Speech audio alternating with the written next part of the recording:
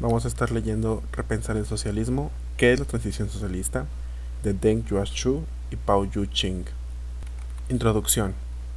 Mi coautor Deng Yuanshu y yo escribíamos este artículo hace algo más de 2 décadas. En estas 2 décadas se han producido muchos cambios. Xu falleció en 2009, así que como este documento se va a publicar en forma impresa, tengo la oportunidad de escribir una introducción para reflejar mi pensamiento actual sobre la importancia de las revoluciones rusa y china. Releyendo este documento, más de 20 años después, creo que el análisis que hicimos de la transición socialista de China sigue siendo básicamente sólido y que durante la transición socialista, y especialmente a través de la gran revolución cultural proletaria, China dio un paso muy grande en el camino hacia el socialismo. Para empezar, vuelvo a citar a Lenin. No pretendemos que Marx o los marxistas conozcan el camino al socialismo en todos sus pormenores. Eso es absurdo. Conocemos la dirección de ese camino, sabemos qué fuerzas de clase conducen por él, mas solo la experiencia de millones de seres, cuando pongan manos a la obra, lo mostrará de una manera concreta y práctica. Los dos acontecimientos históricos más importantes del siglo XX fueron la Revolución Rusa de 1917 y la Revolución China de 1949. Estas dos heroicas revoluciones fueron dirigidas por la vanguardia del proletariado, el Partido Comunista de la URSS y el Partido Comunista Chino. Después de esta revolución, millones de personas, decenas de millones de personas, incluso cientos de millones de personas, asumieron la tarea y recorrieron el camino hacia el socialismo durante un largo periodo. En la Unión Soviética, de 1917 a 1956, y en China, de 1949 a 1978. Aunque tanto en la URSS como en China, la transición socialista no comenzará hasta después de un periodo de consolidación. Las experiencias concretas de lo que los revolucionarios rusos y chinos fueron capaces de lograr son como huellas grabadas en el camino hacia el socialismo. El recuerdo de sus luchas nos ha enseñado muchas lecciones sobre la fuerza de clase que los llevaban hacia adelante y las fuerzas de clase que los bloqueaban y los llevaban en la dirección opuesta. Al celebrar este año el centenario de la Revolución Rusa, no vemos la perspectiva del socialismo como una hoja en blanco, sino como una hoja marcada con las preciosas lecciones de victorias y derrotas de los revolucionarios, escritas con su sangre y sudor. Cuando mi coautor y yo escribíamos Repensar el socialismo, concluimos, por desgracia, la primera ronda de intentos de construir el socialismo fracasó. Ya no creo que sea así. Más bien, he llegado a comprender que los intentos de construir el socialismo no fracasaron, sino que fueron derrotados. Las revoluciones socialistas en la Unión Soviética y en China nos mostraron cómo los partidos comunistas dirigieron las revoluciones y cómo valientes trabajadores y campesinos siguieron su liderazgo hasta la victoria, muchos de ellos dando sus vidas en el camino. Las transiciones socialistas en la Unión Soviética y en China también nos mostraron que era posible construir una nueva sociedad que no estuviera basada en la explotación. Y finalmente, nos mostraron cómo la burguesía arrebató el poder político al proletariado y llevó el desarrollo socialista a un final abrupto. Hay que hacer una distinción crítica entre afirmar que el socialismo fracasó y que el socialismo fue derrotado. Es la distinción de identificar la contradicción principal. Las lecciones que extraigamos de estas dos grandes revoluciones socialistas dependen en gran medida de nuestro análisis correcto de la contradicción principal. ¿Buscamos las raíces del fracaso del socialismo o buscamos las raíces de su derrota? Repensar el socialismo identificó la existencia de elementos capitalistas durante la transición socialista de China. Sin embargo, se necesitan análisis y debates más detallados para explorar cómo fue derrotado el socialismo. Me siento obligado a explorar cómo el desarrollo socialista en China, que logró tanto para las masas trabajadoras, fue derrotado al final. Este ha sido el objetivo de mi actual trabajo. Por otro lado, algunos marxistas como Ellen Mackins Wood creen que el socialismo fracasó. En un artículo escrito por Wood, el Manifiesto Comunista después de 150 años, publicado en el número de mayo de 1998 de The Monthly Review, de la que fue editora, Wood volvió al manifiesto de Marx para, entre otros análisis, ofrecer explicaciones sobre los fracasos históricos del socialismo. La premisa de Wood era que el socialismo fracasó porque no se ha intentado implantar en el tipo de sociedad que Marx consideraba la base adecuada para la transformación socialista. Utilizó específicamente la Unión Soviética para explicar sus puntos. Creo que las conclusiones de Wood sobre el fracaso del socialismo son problemáticas al evaluar teóricamente a Marx y al manifiesto. Como respuesta al artículo de Wood, yo, junto con Dao Yuanshou y Fred Engst, escribí una carta a los editores de The Monthly Review. Como lo que escribimos sigue siendo relevante, lo cito aquí con cierta extensión. La afirmación de Wood de que Marx creía que los sistemas capitalistas avanzados eran un terreno fértil para la transición al socialismo es innegable. Sí pensaba que los trabajadores de los países capitalistas avanzados serían los que dirigirían el camino hacia la transición socialista. Sin embargo, los trabajadores de estos países capitalistas avanzados de Europa y Estados Unidos no lideraron el camino, lo hicieron los trabajadores y campesinos de Rusia y China. Lo que Marx no previó fue la aparición del imperialismo. Su dominio cambió el panorama, vinculando inexorablemente a los países capitalistas avanzados entre sí y a los países del segundo y tercer mundo que controlan para obtener beneficios. En su mayor parte, el imperialismo no desarrolla las fuerzas productivas de sus países clientes. En países como Filipinas, Indonesia, Tailandia y México, por nombrar algunos, no existe la ilusión de que la explotación de su fuerza de trabajo y de sus recursos naturales conduzca a ningún tipo de desarrollo capitalista avanzado. No son más que reservas de trabajadores desechables para trabajos poco cualificados y mal pagados en las fábricas y en los campos fértiles que la agroindustria se apropia y convierte de la agricultura sostenible a enormes cultivos comerciales. Las fábricas fabrican productos y las plantaciones cultivan alimentos para la exportación que los nativos no pueden utilizar ni permitirse. Son vertederos medioambientales que destruyen la tierra, el agua y el aire. La predicción de Marx sobre el desarrollo de las fuerzas productivas del capitalismo solo puede tomarse en el contexto de la época en la que lo escribió y reexaminarse en el contexto del mundo actual. Pero, tal y como se expone en el contexto de su obra, que culmina en su obra maestra, El Capital, su análisis general del capitalismo sigue siendo acertado. Con o sin desarrollo capitalista avanzado, Marx llamó a los trabajadores del mundo a unirse. Sigue siendo cierto hoy. El desarrollo socialista exitoso y sostenible depende claramente de la derrota del capitalismo y del imperialismo a escala mundial. En la interpretación de Wood de lo que ella llama los requisitos previos de Marx para una transición del capitalismo al socialismo, lo que la lleva a la misma trampa que muchos que desacreditan al marxismo y al socialismo como sueños utópicos. Lo implicado aquí es que el socialismo en la Unión Soviética y en China fracasó inevitablemente porque no cumplió con los criterios establecidos por Marx en el manifiesto. Sin embargo, Marx no escribió en términos de criterios y requisitos previos. El manifiesto comunista, como dice Wood en sus primeros párrafos, una breve y dramática declaración de intenciones y una llamada a las armas. Aunque no es descabellado juzgar esta grandísima obra en términos mucho más amplios, tampoco es razonable situar sus cualidades visionarias y proféticas en un vacío teórico. Millones de personas se han jugado y se siguen jugando la vida en la creencia de que alcanzar el socialismo es una lucha activa, y que los objetivos y las victorias alcanzadas en la lucha son parte de un proceso de aprendizaje provocado por la lucha. Como dijo Mao, las ideas correctas no caen del cielo. Es decir, la teoría viene de la práctica y vuelve a la teoría y a la práctica. No hemos recibido ninguna respuesta de The Monthly Review. No quiero que se confunda que sostengo la creencia de que es inútil embarcarse en el socialismo en los países menos desarrollados, porque tales intentos estén condenados al fracaso debido a sus condiciones materiales. Por ello, dada esta oportunidad, en esta introducción quiero matizar la última frase de Repensar el socialismo que decía: el socialismo no ha fracasado, porque aún no hemos cruzado su umbral.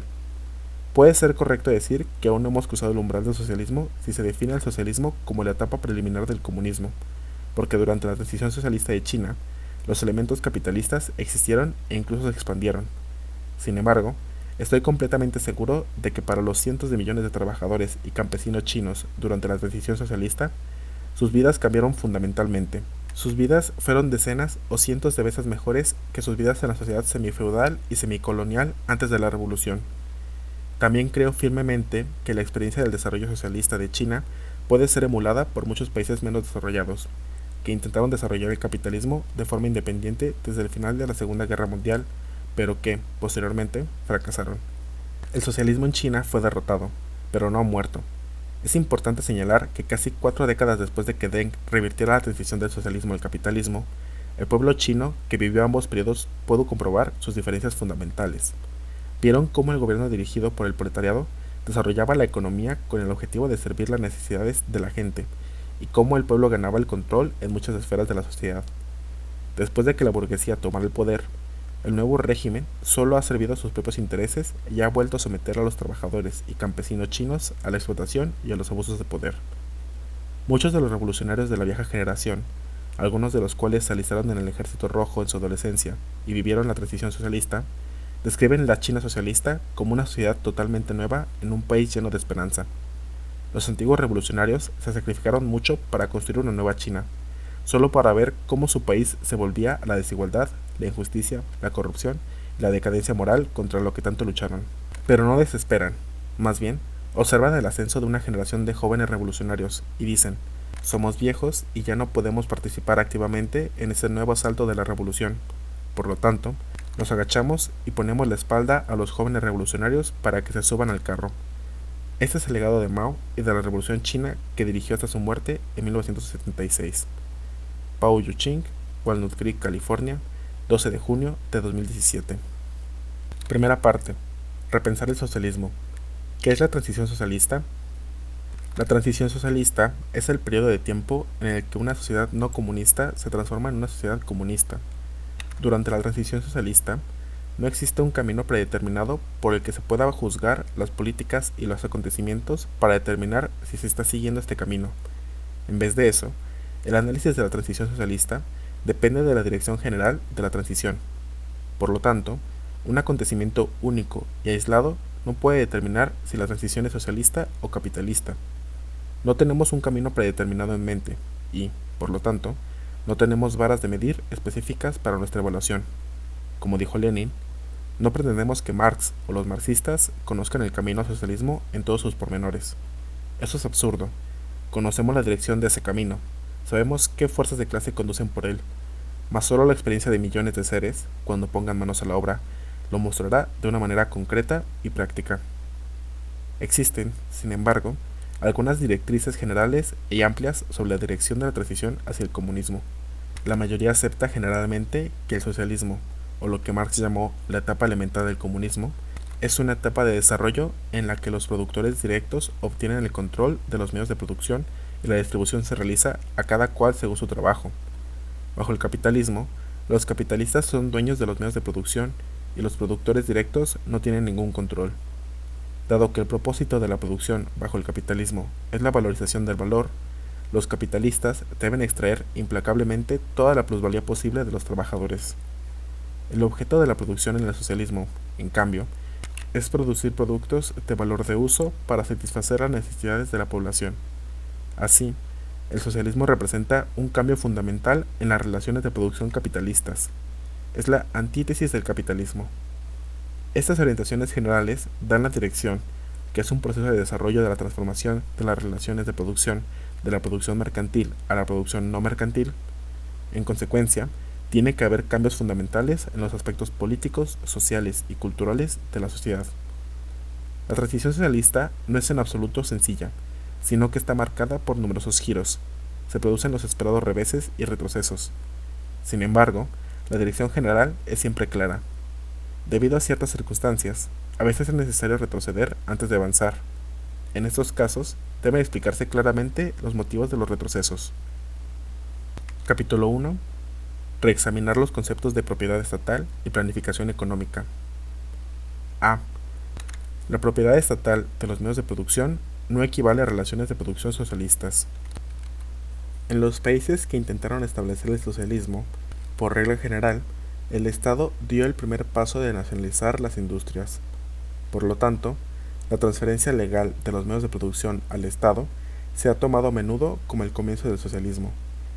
En otras palabras, el análisis convencional suele equiparar la propiedad estatal de los medios de producción con el socialismo. No estamos de acuerdo con este análisis porque cuando se produce esta transferencia en el plano legal, no hay forma de juzgar la naturaleza de la transición, si es socialista o capitalista. Por lo tanto, no consideramos la transferencia legal de los medios de producción al Estado como el punto de partida del camino del socialismo. El cambio jurídico de la propiedad es solo un punto de referencia. Es simplemente un indicador que marca el desarrollo histórico hasta ese momento. El cambio jurídico en la propiedad ofrece la posibilidad de futuros cambios. Que la transición sea socialista o capitalista depende de los acontecimientos concretos posteriores a las transferencias legales. En primer lugar, debemos aclarar el significado de la propiedad estatal. La propiedad estatal existe tanto en un sistema capitalista como en el periodo de transición hacia el comunismo. La propiedad estatal significa simplemente que el Estado tiene el control efectivo de los medios de producción. Durante la transición, la propiedad estatal no implica en absoluto un cambio entre las relaciones de producción. En el capitalismo, el aparato estatal puede tomar el control efectivo de los medios de producción de algunas empresas y convertirlas en propiedad del Estado. Hay muchas razones para que el Estado tome la propiedad de los medios de producción de algunas empresas en un país capitalista. La más importante es, probablemente, que la propiedad estatal hace posible que el Estado dirija, de forma limitada, la dirección del desarrollo y, por tanto, sirve para complementar y potenciar la acumulación del capital tanto en el sector estatal como en el sector privado. Por ejemplo, el Estado puede ser propietario de grandes empresas de servicios públicos, transportes, comunicaciones, banca, etc.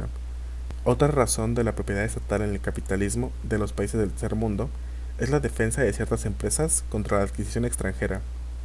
Cuando un país del tercer mundo intenta desarrollar su economía de forma independiente y su capital privado nacional es muy débil, la propiedad estatal suele ser la única forma de defenderse del capital extranjero.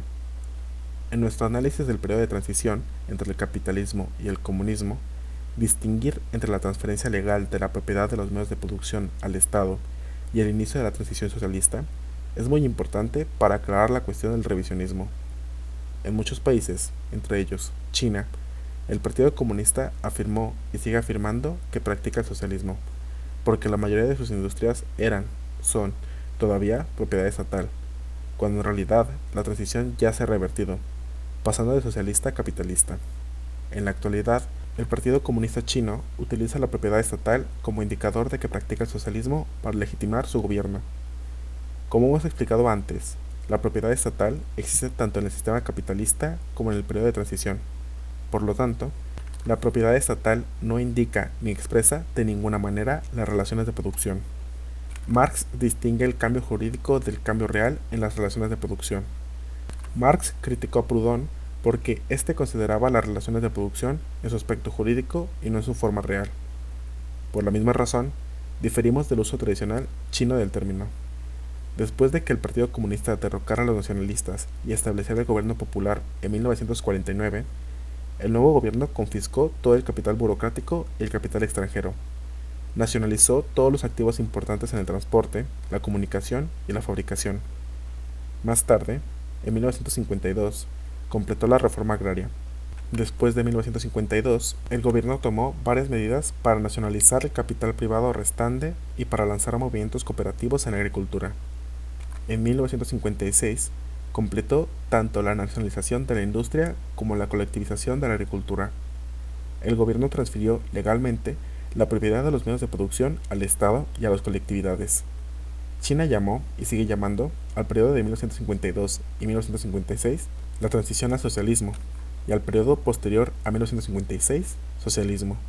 Según nuestro análisis, durante el periodo de 1949 a 1976, el Estado instituyó políticas que indicaban claramente que la dirección de la transición era hacia el comunismo. Por lo tanto, la transición fue socialista. Por otro lado, las políticas de la reforma de Deng desde 1979 han indicado claramente que la dirección se ha invertido hacia el capitalismo. Por lo tanto, la transición desde 1979 es capitalista. El análisis anterior no debe confundirse hasta tal punto de decir que la propiedad estatal de los medios de producción no es necesaria durante la transición socialista y, por tanto, se justifique la privatización masiva que se ha llevado a cabo en China bajo la reforma de Deng. Explicaremos este punto más adelante en nuestro análisis y también explicaremos la diferencia entre propiedad legal y propiedad económica.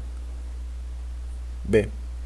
La participación del Estado en la planificación no significa que una economía sea socialista. La planificación frente al mercado es otra medida utilizada por el análisis convencional para distinguir la transición capitalista de la socialista. Este tipo de análisis suele equiparar la planificación con el socialismo y el mercado con el capitalismo. Al igual que la propiedad estatal, el Estado en el sistema capitalista también utiliza la planificación como instrumento para dirigir la dirección de la economía. En muchos países capitalistas, el Estado participa en la planificación que puede tener lugar con o sin la transferencia legal de la propiedad al Estado. Aunque varía entre los países capitalistas, el aparato estatal de los países capitalistas ha desempeñado un papel importante tanto en la producción directa, a través de la propiedad, como en la planificación. La cuestión del grado de participación del Estado en estas actividades ha sido objeto de debate entre los economistas burgueses y en Estados Unidos entre conservadores y liberales de los países capitalistas durante muchas décadas.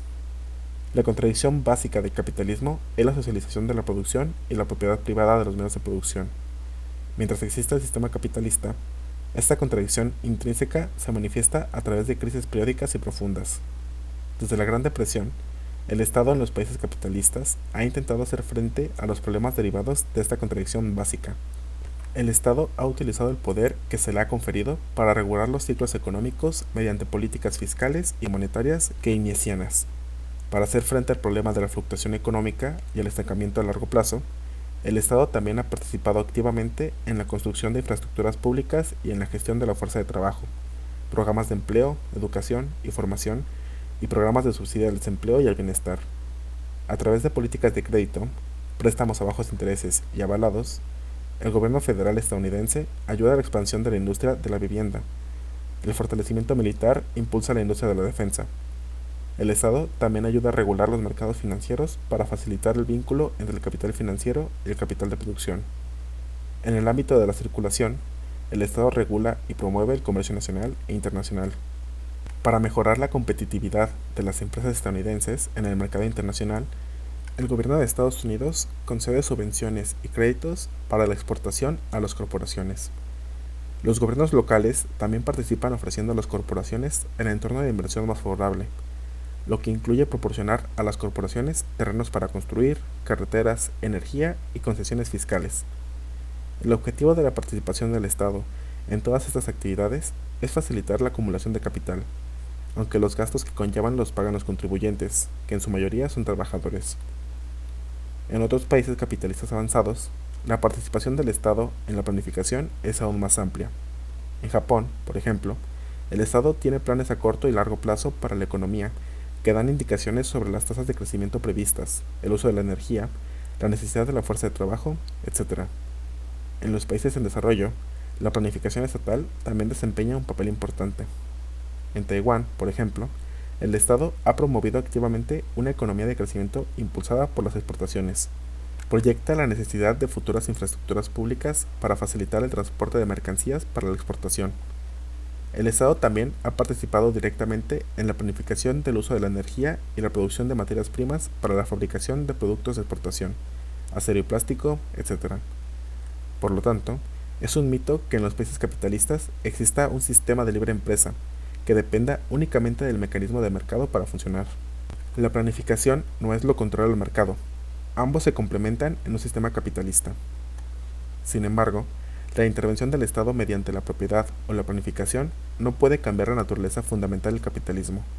Muchos economistas liberales de los países capitalistas tienen la ilusión de que el Estado puede desempeñar un papel importante en modificar la finalidad de la producción, pasando de la acumulación de capital a la satisfacción de las necesidades de la población.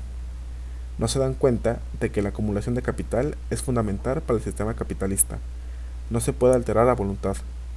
En cambio, el Estado desempeña un papel importante para facilitar la acumulación de capital.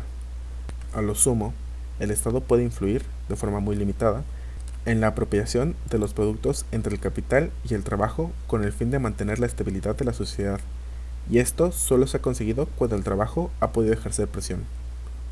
Para concluir, viejos conceptos como la propiedad estatal de los medios de producción y la planificación económica estatal no nos ayudan en absoluto a aclarar la cuestión de lo que es el socialismo. Por el contrario, nos confunden aún más. Por lo tanto, es necesario que busquemos nuevos conceptos para nuestro análisis. Capítulo 2. La dirección de la transición y la cuestión del revisionismo. Creemos que la cuestión del revisionismo puede ser determinada por la dirección de la transición, y no por el hecho de que el Estado siga siendo propietario de los medios de producción o siga practicando la planificación estatal. La transición capitalista, es decir, el revisionismo, comienza cuando la máquina estatal invierte la dirección de la transición del socialismo-comunismo al capitalismo. Esto no significa que, justo en ese momento, los revisionistas puedan completar la transformación de las relaciones de producción del socialismo al capitalismo. La propia transformación lleva tiempo, como hemos visto en la antigua Unión Soviética, en los países de Europa del Este y en China. Además, no podemos juzgar la dirección de la transición examinando una sola política o un acontecimiento aislado. Hay que evaluar las políticas en su conjunto. Introducimos algunos conceptos nuevos, el proyecto capitalista y el proyecto socialista, como herramientas para nuestro análisis. El objetivo de los proyectos capitalistas es llevar a la sociedad hacia el capitalismo. Los proyectos capitalistas son formas concretas de establecer, mantener o ampliar las relaciones de producción capitalistas y de instaurar, mantener o reforzar la relación de dominio y dominación entre los propietarios de los medios de producción y los productores directos. La finalidad de la producción en los proyectos capitalistas es la valorización del valor. Si el Estado es capaz de seguir implementando proyectos capitalistas de forma consistente durante la transición, acabará por eliminar a los productores directos de todo el control sobre los medios de producción o el producto de su trabajo. Al ampliar los proyectos capitalistas, el Estado, o el capital privado, está en condiciones de acelerar la acumulación de capital, extrayendo cada vez más plusvalía de los trabajadores. La distribución de los proyectos capitalistas se basa en el tamaño del capital, constante y variable, no en la cantidad de trabajo aportado. Diametralmente opuestos a los proyectos capitalistas son los proyectos socialistas, que se orientan hacia el comunismo, donde los productores directos tengan el control sobre los medios de producción y el producto de su trabajo. En los proyectos socialistas, la distribución será, en un primer momento, en función de la cantidad de trabajo aportado, teniendo muy en cuenta la satisfacción de las necesidades básicas del pueblo. Más adelante, cuando las fuerzas productivas estén plenamente desarrolladas, la distribución será entonces en función de las necesidades. Los proyectos socialistas son proyectos diseñados para mejorar a largo plazo los intereses de clase del proletariado. No son lo mismo que los llamados programas de bienestar social en los países capitalistas avanzados. Los proyectos socialistas son políticas, programas, económicas, derivadas de decisiones políticas. Este es el significado de lo que dijo Mao acerca de poner la política al mando. Los proyectos socialistas están diseñados para frenar, contener e interrumpir la acumulación de capital estatal y o privado. Debemos subrayar aquí que un programa socialista no es simplemente un programa económico. Incluye aspectos sociales, políticos e ideológicos. De hecho, todos estos aspectos son inseparables unos de otros. Lo mismo ocurre con un proyecto capitalista. Además, el proyecto socialista no es algo con ciertas características fijas e invariantes. Más bien, el propio proyecto socialista tiene que sufrir cambios fundamentales durante la transición hacia el socialismo-comunismo. Utilizaremos ejemplos concretos para elaborar este punto más adelante. Durante la transición, son necesarios tanto los proyectos socialistas como los capitalistas. Por lo tanto, no podemos juzgar la dirección de la transición por una sola política o un acontecimiento aislado. En su lugar, debemos observar el desarrollo global para determinar la dirección de la transición. En el siguiente análisis de la transición china, utilizaremos ejemplos concretos para mostrar por qué era necesario que los proyectos capitalistas y el proyecto socialista coexistieran durante la transición socialista, mientras que, al mismo tiempo, los proyectos socialistas competían con los proyectos capitalistas y los sustituían para hacer avanzar la sociedad. Además, daremos ejemplos concretos para mostrar cómo fue posible que los revisionistas invirtieran la dirección de la transición aplicando un conjunto de proyectos capitalistas bien coordinados. Parte 2. Experiencias concretas de China durante la transición socialista. Como hemos explicado anteriormente, existen algunas directrices generales y amplias sobre la dirección de la transición hacia el comunismo. Durante lo que Marx llamó la etapa elemental del comunismo, el desarrollo alcanza una fase en la que los productores directos obtienen el control de los medios de producción y la distribución se hace a cada cual según su trabajo. Teniendo en cuenta esta directriz general, podemos aprender mucho de las experiencias de China estudiando los acontecimientos históricos concretos de los últimos 40 y tantos años. En su conjunto, el análisis de los acontecimientos históricos concretos y de las políticas de China durante el periodo comprendido entre 1949 y 1978 indica claramente que la dirección de la transición era hacia el comunismo. Por lo tanto, fue un periodo de transición socialista. La reforma de Deng de 1979 puso fin abruptamente a la transición socialista e invirtió la dirección hacia el capitalismo. Las políticas concretas bajo la reforma de Deng en los últimos 16 años indican claramente que su dirección ha sido hacia el capitalismo. Por lo tanto, el periodo desde 1979 hasta ahora es la transición capitalista. En nuestro análisis presentaremos ejemplos concretos para demostrar por qué la transición entre 1949 y 1978 fue socialista y por qué la dirección de la transición fue invertida por la reforma de Deng desde 1979. Examinaremos las políticas de los diferentes periodos para ver si fueron para instituir proyectos capitalistas o proyectos socialistas. Capítulo 1. La implantación de los proyectos socialistas y o capitalistas. A. De la reforma agraria a las comunas populares en el sector colectivo. Pie de nota. Los ejemplos que utilizamos para explicar los proyectos socialistas y capitalistas en el sector colectivo están todos relacionados con la agricultura. Sin embargo, también hubo industrias en el sector colectivo. También hubo muchos colectivos en las ciudades, donde en los años 70 los barrios se organizaron para producir pequeños productos industriales. Durante el periodo de transición hacia el socialismo, coexisten tanto proyectos socialistas como capitalistas. Por ejemplo, durante la transición socialista de China, del periodo de 1949 a 1978, la propia reforma agraria fue un proyecto capitalista. Sin embargo, la reforma agraria era también una parte necesaria de la estrategia socialista a largo plazo.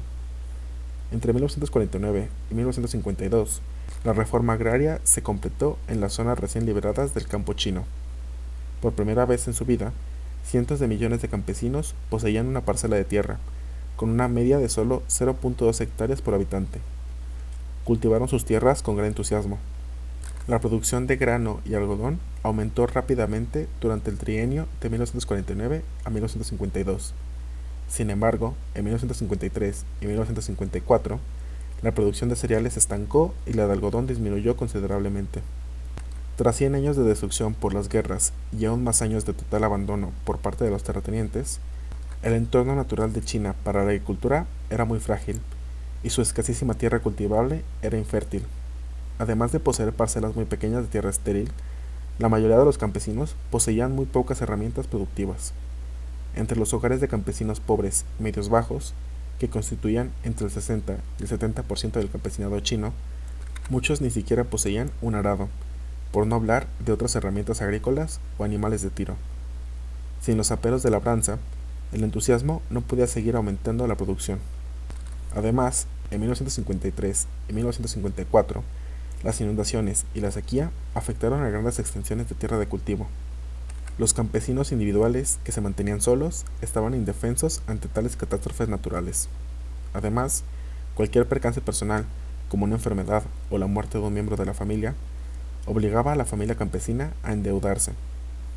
Cuando las deudas empezaban a acumularse debido a la usura, muchos campesinos se veían obligados a vender sus tierras. Antes de que se iniciara el movimiento cooperativo, las actividades de venta de tierras y de préstamos privados habían empezado a aumentar, así como el número de campesinos que se ofrecían como peones. De no haber existido el movimiento cooperativo, la tendencia habría sido polarizar aún más al campesinado y reconcentrar la propiedad de la tierra. Alrededor de 1954, los campesinos se organizaron en equipos de ayuda mutua. Buscaron encontrar una salida a su difícil situación. En los equipos de ayuda mutua, los miembros compartían sus instrumentos productivos, animales de tiro, azadas, carros, etc., y su fuerza de trabajo para aumentar la producción. Intercambiaban la fuerza de trabajo humana con el uso de animales de tiro. Más adelante, en 1955, los campesinos dieron un paso más y organizaron cooperativas elementales. En las cooperativas elementales, los miembros que poseían instrumentos productivos los prestaban a la cooperativa y recibían a cambio una parte de la producción. Tanto los equipos de ayuda mutua como las cooperativas elementales eran proyectos capitalistas. Sin embargo, ambos eran pasos necesarios hacia la organización de cooperativas avanzadas y comunas populares, y formaban, por tanto, parte de la estrategia socialista general. Las cooperativas avanzadas se organizaron en 1958, junto con el movimiento del Gran Salto Adelante. En el nivel de las cooperativas avanzadas, los campesinos que poseían sus instrumentos productivos los vendían a las cooperativas. La distribución a este nivel se hacía solo en función del trabajo aportado. Los miembros ya no recibían una parte de la producción en función de la cantidad de capital, trabajo muerto, que poseían. Antes de la distribución, se pagaban primero los impuestos y luego se reservaba una parte de los ingresos brutos en el fondo de acumulación para invertirlos. El resto se distribuía entre los miembros del equipo en función de la cantidad de trabajo que habían aportado durante el año. Por lo tanto, en lo que respecta a la distribución, la cooperativa avanzada era un proyecto socialista.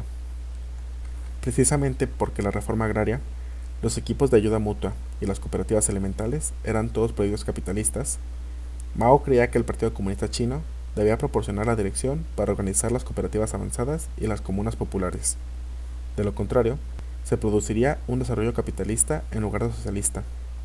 Fue en esta coyuntura cuando los oponentes de Mao en el Partido Comunista Chino lucharon ferozmente contra la adopción del siguiente paso. Es importante señalar que la reforma agraria solo destruye el sistema de tenencia de la tierra en el momento en el que está arrebatada a la antigua clase terrateniente y se distribuye entre los campesinos. En muchos casos, incluido el de China, la situación después de la reforma agraria no era estable, porque los hogares campesinos que poseían una pequeña parcela de tierra y carecían apenas de instrumentos productivos no podían mantenerse. En China, poco después de la reforma agraria, algunos campesinos comenzaron a vender sus tierras debido a la desgracia personal y o a los desastres naturales.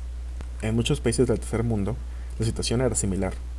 Después de la reforma agraria, los campesinos no podían mantenerse y finalmente tuvieron que vender sus tierras a los propietarios de grandes explotaciones comerciales. En estos casos, la reforma agraria se limitó a transferir tierras de la antigua clase terrateniente a una nueva clase capitalista, ayudando así al desarrollo capitalista. El sistema de comunas, establecido en 1958, era la identidad política y administrativa que incorporaba la organización económica de la cooperativa avanzada. Bajo el sistema de comunas, había 3 niveles de propiedad de los medios de producción: la comuna, la brigada y el equipo. Las comunas eran propietarias de grandes instrumentos productivos, incluidos los sistemas de riego y drenaje, las estaciones eléctricas, a disposición de todos los miembros de las comunas. En el siguiente nivel, la brigada de producción poseía instrumentos que todos los equipos podían utilizar, incluyendo las estaciones de molienda, las estaciones de costura, etc.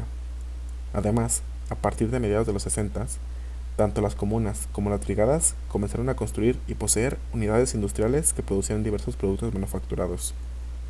El equipo era la unidad contable básica en la que se asignaba el trabajo a los miembros, y se registraban sus puntos de trabajo, gongfeng, y se les pagaba en consecuencia después de deducir los impuestos y el fondo de acumulación, el fondo de bienestar y la cuota de grano. El fondo de acumulación se utilizaba para invertir en aperos de labranza, maquinaria y equipos, y el fondo de bienestar se utilizaba para ayudar a los hogares que no disponían de mano de obra productiva. Cada miembro del equipo, joven o viejo, productivo o improductivo, tenía derecho a una determinada cantidad de grano, de ahí el término cuota de grano. Durante el periodo comprendido entre 1958 y 1978, bajo el liderazgo de Mao Zedong, hasta su muerte en 1976, las fuerzas de clase que apoyaban la comuna como proyecto socialista promovieron políticas que favorecían un mayor control por parte de los productores directos y políticas que solidificaban la alianza entre obreros y campesinos. Bajo el sistema de la comuna, un miembro joven y fuerte del equipo que realizaba el trabajo más extenuante y o el que requería experiencia y habilidad ganaba como máximo 10 puntos de trabajo por cada día trabajado. Un miembro del equipo solo podía ganar 10 puntos de trabajo por día si también tenía una buena actitud hacia el trabajo y era servicial con los demás. Si trabajaba 300 días al año, ganaba 3.000 puntos de trabajo durante el año. Otro miembro de mayor edad y o más débil, que realiza un trabajo menos intenso y que requiera menos experiencia y habilidad, podía ganar solo, digamos, 6 puntos de trabajo por día trabajado. Si esta persona trabajaba 200 días al año, ganaría 1.200 puntos de trabajo durante el año. El número de puntos de trabajo por día que ganaba cada miembro era discutido y decidido por todos los miembros de trabajo durante sus reuniones. Con estos puntos de trabajo, cada uno reclamaba una parte de los ingresos netos, después la deducción para el fondo de acumulación, el fondo de bienestar y la cuota de grano del equipo. El valor de un punto de trabajo en términos monetarios se calculaba dividiendo los ingresos netos, tras las deducciones, del equipo por el número total de puntos de trabajo recibidos por todos los miembros del equipo. Los miembros del equipo recibían una parte de sus puntos de trabajo en grano, además de la cuota de grano, y otra parte en metálico. La diferencia de ingresos recibidos por el trabajo entre el miembro más fuerte y el más débil del equipo se limitaba a una proporción siempre inferior a 3:1. Los miembros jóvenes, viejos y débiles recibían su cuota de grano no en función del trabajo, sino de sus necesidades. El proyecto socialista eliminaba las ganancias de trabajo no productivo y ponía un límite a las diferencias de ingresos. En otras palabras, la cantidad de trabajo realizado junto con la intensidad del mismo y o la experiencia, habilidad y actitud de los trabajadores determinaban en su mayor parte la distribución de los productos. Los miembros del equipo de la comuna también tenían sus propias parcelas privadas, un elemento capitalista, donde plantaban verduras y criaban pollos y uno o dos cerdos para complementar su dieta o para vender esos productos a cambio de dinero. El tamaño de esas parcelas privadas era limitado, y los escasos ingresos que las familias obtenían de sus parcelas privadas procedían principalmente de su propio trabajo. Sin embargo, si se permitía que los terrenos privados se expandieran sin límites, véase el análisis de 3 libertades y un contrato más adelante, las mayores ventas de los terrenos más grandes daban a las familias dinero para comprar nuevas herramientas productivas y, por tanto, la posibilidad de obtener mayores ingresos en el futuro gracias a mayores ventas. Por otro lado, mientras los campesinos pudieran ganar más con un día de trabajo en sus parcelas privadas que el equivalente en puntos de trabajo de un día de trabajo en el equipo, convencerlos de que abandonaran sus parcelas privadas era difícil. En los años 70, las parcelas privadas de algunos municipios muy ricos empezaron a desaparecer, porque los talleres industriales construidos por las brigadas y los municipios a mediados de los años 60 empezaron a prosperar y el valor de los puntos de trabajo aumentó en consecuencia. El mayor valor de los puntos de trabajo que los miembros del equipo podían ganar trabajando para el equipo hizo que trabajar en sus parcelas privadas fuera poco atractivo. El sistema de comunas, un proyecto socialista, benefició a la mayoría de los campesinos. Por primera vez en miles de años, la mayoría de los campesinos chinos tenían una vida segura. Con la cuota de grano garantizada, obtenían lo suficiente para comer. Con el dinero que ganaban en los puntos de trabajo, compraban ropa, zapatos, toallas, jabón, botellas de agua caliente y otras necesidades de la vida. Sus hijos iban a la escuela y recibían educación. Los médicos de cabecera se ocupaban de sus necesidades médicas menores, y había hospitales municipales o comarcales para las enfermedades más graves. Aunque tenían que pagar ellos mismos algunos de los costes médicos de las enfermedades más graves, estos costes eran bajos. Durante la siembra de primavera, no tenía que preocuparse de comprar semillas y fertilizantes. El fondo de acumulación se encargaba de sustituir las herramientas viejas y de adquirir otras nuevas. En la época de la cosecha, no tenían que preocuparse por la venta de sus cultivos ni por las fluctuaciones de los precios del mercado. Los hogares que no disponían de mano de obra productiva recibían las 5 garantías mínimas: alimentación, vivienda, atención médica, cuidado de los ancianos y gastos de entierro de los muertos. Durante los meses de invierno, cuando el trabajo agrícola era lento, las comunas organizaban a sus miembros para construir infraestructuras como sistemas de riego y drenaje, carreteras y estaciones eléctricas. También invertían su mano de obra en la tierra, aterrizando el terreno, rellenando pequeños arroyos con tierra y uniendo pequeños trozos de tierra para preparar el uso de la maquinaria agrícola. Durante la década de 1970, las comunas respondieron al llamado. Aprendan de Dansai. Hasta 80 millones de campesinos participaron en los trabajos de construcción de capital agrícola cada año, acumulando un total de 8.000 millones de días de trabajo en la tierra. Se calcula que a principios y mediados de la década de 1970, hasta el 30% del total de la mano de obra rural se dedicó a la inversión en tierras y a la construcción de infraestructuras. Los ingresos que recibían los campesinos con el sistema de distribución de las comunas se destinaban básicamente a sufragar sus gastos de subsistencia. El fondo de acumulación ya se deducía de los ingresos totales antes de distribuirlos a los campesinos. El fondo de acumulación se encargaba de las inversiones para proyectos de desarrollo a largo plazo. Cuando los campesinos tenían más ingresos de los que necesitaban para los gastos diarios, los ahorraban tanto como fondo de contingencia como para la compra de artículos de lujo como bicicletas, máquinas de coser, relojes y radios. Bajo el sistema de comunas, los campesinos tenían pocas o ninguna oportunidad de convertir sus ahorros en capital. Aunque a la mayoría de los municipios les fue muy bien, había un número significativo de municipios pobres. Estas comunas pobres tenían tierras infértiles en zonas con mayor incidencia de inundaciones y o sequías. Los excedentes anuales eran escasos, por lo que apenas se podía invertir en ampliar la producción. Estas comunas a menudo tenían que depender de la ayuda estatal, pero esta era limitada. Con la propiedad colectiva, la distribución dentro de un equipo y una brigada era equitativa, pero al mismo tiempo, las brigadas y comunas ricas se hacían más ricas y las brigadas y comunas pobres se hacían más pobres. La diferencia de ingresos se acentuaron a partir de mediados de los años 60, cuando las brigadas y comunas empezaron a desarrollar sus propias industrias. Las brigadas y comunas con excedentes pudieron invertir en estas industrias y a su vez acumularon aún más capital. Algunas también tenían la ventaja de una buena ubicación junto a las principales autopistas o ferrocarriles. Así, pudieron vender los productos industriales que producían fuera de la zona inmediata. Las comunas pobres solían tener tierras infértiles y estaban situadas en zonas donde el sistema de transporte era inadecuado. Esta era la limitación de la propiedad colectiva. Cuando la brigada era próspera, debido a la expansión de sus industrias, los beneficios solo llegaban hasta los miembros de la brigada. El intercambio entre las brigadas se basaba en el intercambio de valores iguales. Por lo tanto, incluso dentro de una comuna, había brigadas más ricas y más pobres. La ley del intercambio igualitario también se aplicaba al intercambio entre las comunas. A finales de los años 70, la relación de ingresos entre las comunas ricas y pobres llegó a ser de 10-1. La propiedad colectiva no podía resolver el problema del aumento de las diferencias de los ingresos en el campo. El Estado intentó moderar las diferencias de ingresos mediante ayudas estatales, pero estas eran limitadas para las zonas más pobres. Si no se ampliaba la unidad contable, el desarrollo desigual se agravaría. A Mao le preocupaba la coexistencia de dos tipos de propiedad, la estatal y la colectiva, y era muy consciente de la necesidad de resolver esta contradicción antes de que se agravara. B. Proyectos socialistas en el sector estatal. Los ejemplos que utilizaremos para explicar el proyecto socialista en el sector estatal están tomados de las industrias estatales. Las granjas estatales también son proyectos socialistas.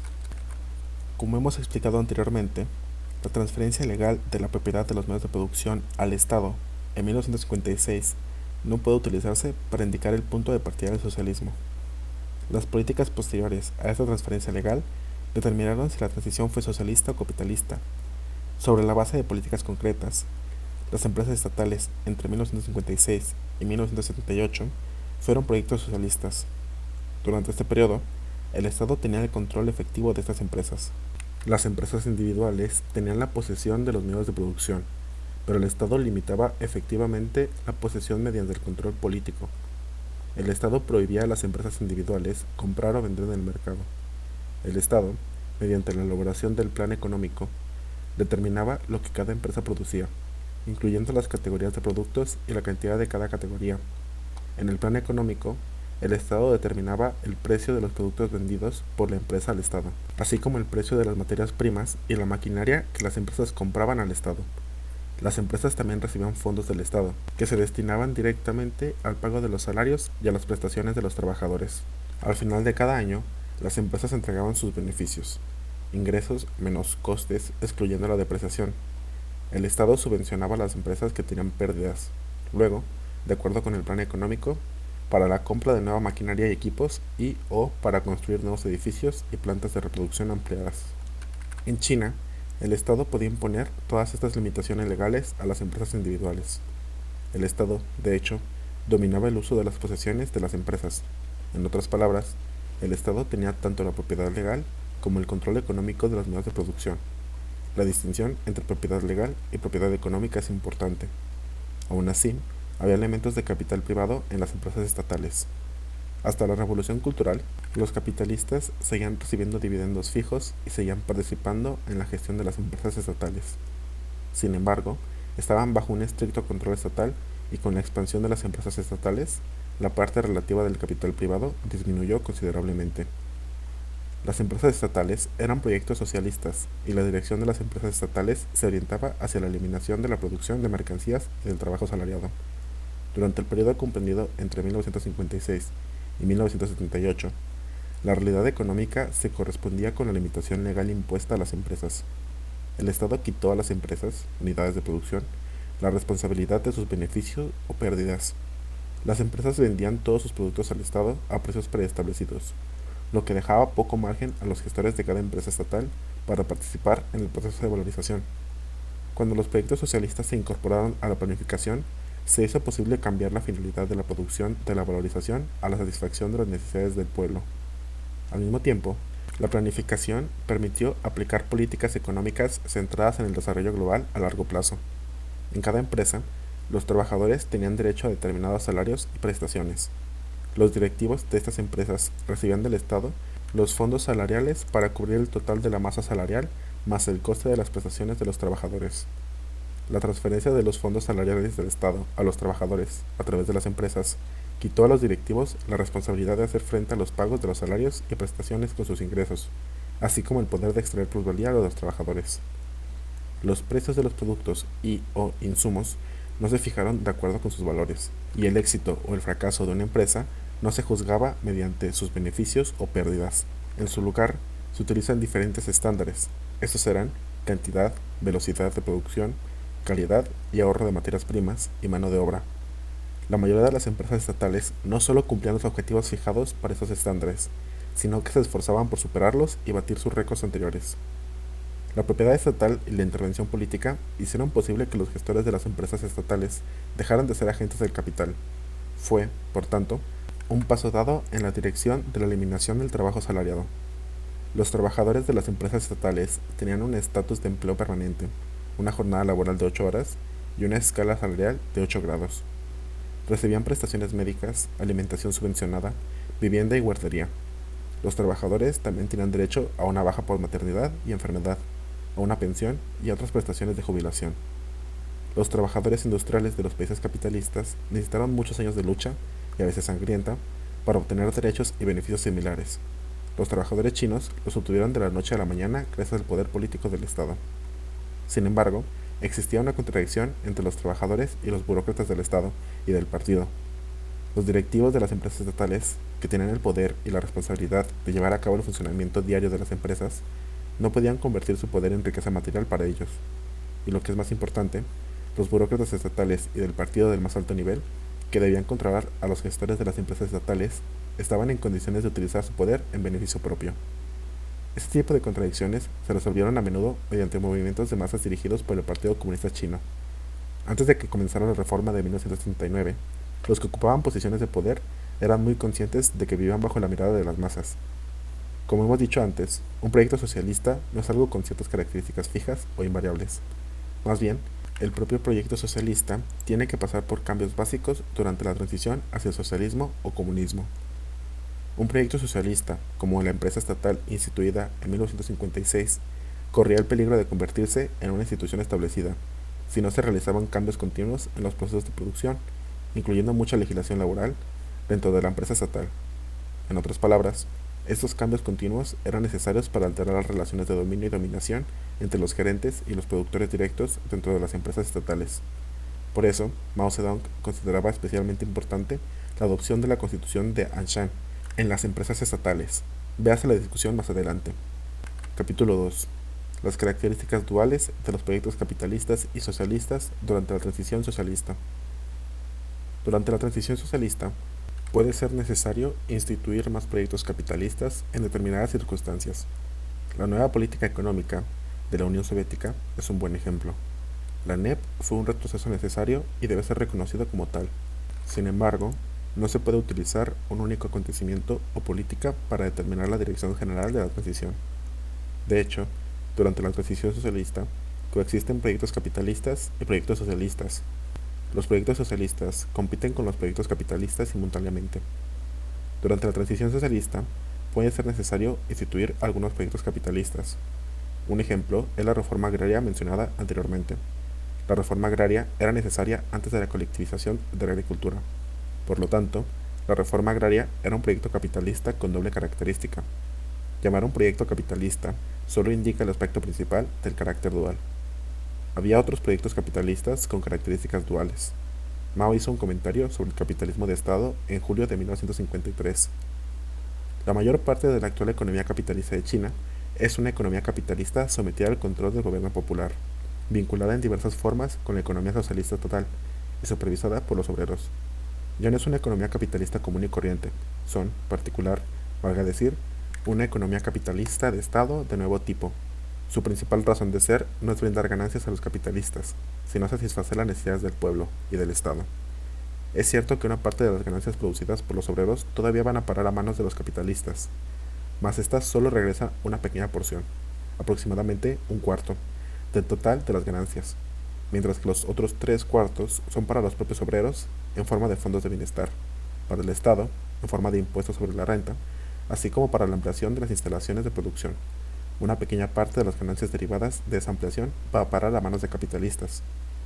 En consecuencia, esta economía capitalista de Estado de nuevo tipo lleva en gran medida un carácter socialista y es beneficioso para los obreros y el Estado. El periodo entre el inicio de la República Popular y 1958 Fue un periodo de transición socialista durante el cual los proyectos socialistas compitieron con los proyectos capitalistas. Al igual que los proyectos capitalistas, los proyectos socialistas también tienen características duales. El proyecto socialista contiene elementos capitalistas y comunistas. Llamar a un proyecto socialista solo indica el aspecto principal de sus características duales. Por ejemplo, la empresa estatal, como proyecto socialista, sigue conteniendo las relaciones de dominio y dominación entre los gestores y los productores directos, que es un elemento capitalista. Durante la transición socialista, hay que realizar cambios para deshacerse de estos elementos capitalistas. Además, hasta el final de este periodo de transición socialista, en China, seguían existiendo dos tipos de propiedad, la estatal y la colectiva, y todavía no era posible la distribución en función del trabajo a escala nacional. Era evidente que lo que recibía un trabajador del sector estatal por una hora de trabajo era mucho más alto que lo que recibía un campesino por una hora de trabajo. Los trabajadores del Estado también recibían muchas prestaciones, médicas, educativas, vacaciones, pensiones, guarderías y otras, mientras que los campesinos no. También existían diferencias entre los campesinos de distintas comunas. El valor de un punto de trabajo, Gongfeng, en una comuna, equipo, brigada, rica, podían ser varias veces superior al de una comuna, equipo o brigada pobre. También había 8 grados diferentes de salario para los trabajadores estatales. Si la transición socialista hubiera continuado, los dos tipos de propiedad habían tenido que ser eliminados progresivamente para formar una única propiedad. Habría sido necesario muchos más años para distribuir los productos en función del trabajo a escala nacional. Cuando la distribución pudiera hacerse finalmente en función del trabajo, seguiría existiendo el derecho burgués, un elemento no comunista. Sin embargo, ya en 1958, los trabajadores de China ignoraban el principio del intercambio equitativo. Durante el gran salto adelante, el pueblo chino estaba tan entusiasmado en su esfuerzo por construir una China socialista que trabajaba largas horas hasta la noche, y nunca se cuestionó si estaba recibiendo un intercambio igual por su trabajo. Eso demostró que era posible tener elementos comunistas incluso en la fase inicial de la transición socialista. Los campesinos de Dasai y los obreros de Daqing fueron considerados ejemplos heroicos de lo que la nación debía aprender. Bajo la dirección de Chen Yonghui, los campesinos de Dasai se sobrepusieron a las duras condiciones y trabajaron largas horas sin descanso bajo un frío intenso, cultivando la tierra en terrazas y construyendo regadíos para evitar inundaciones y sequías. Nunca se les pasó por la cabeza la idea de calcular cuidadosamente cuánto iba a recibir cada uno por una hora de trabajo. A esos campesinos solo les importaba saber que lo que hacían iba a beneficiar a todos en Dansai a largo plazo. Del mismo modo, en la refinería de petróleo de Daqing, los trabajadores trabajaban largas y duras horas para completar sus proyectos y crear lo que equivalía a una maravilla industrial.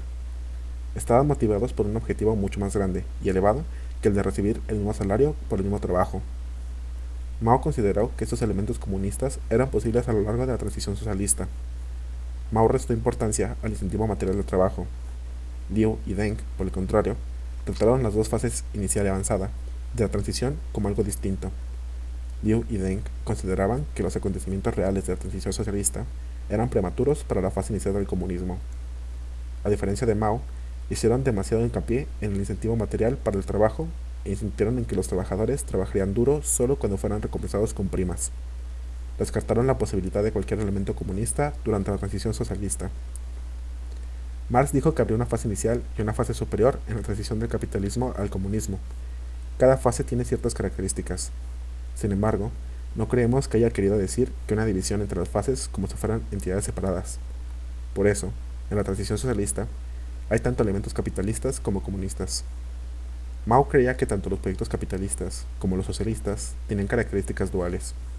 Por otra parte, Liu, más tarde, Deng, sostenían que cualquier elemento comunista durante la etapa inicial era prematuro.